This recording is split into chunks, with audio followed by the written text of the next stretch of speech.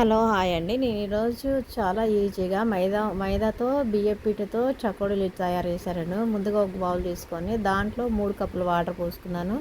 కాస్తంత వెన్నని colour add చేశాను.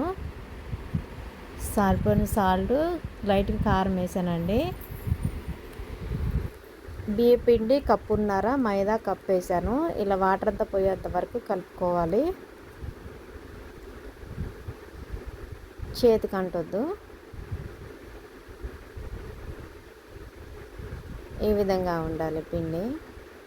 పక్కగా పెట్టుకున్నాను. వేడి మీదనే ఇలా మెత్తగా ఒకసారి కలుపుతున్నానండి. పప్పు ముందుగానే ఒక 4 గంటల పాటు నానబెట్టుకున్నాను. తడి లేకుండా పూర్తిగా ఇలా తూడ్చుకున్నాను వైట్ క్లాత్ మీద వేసుకొని.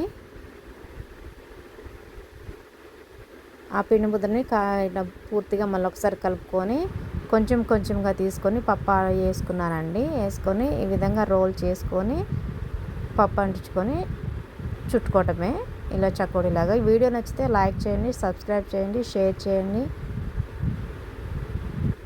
ఆయిల్ ముందుగానే వేడి చేసుకున్నానండి. 1 బై 1 ఇలా యాడ్ చేసుకోండి. కరకరలాడుతూ చకోడీలు రెడీ చేసుకోవచ్చు.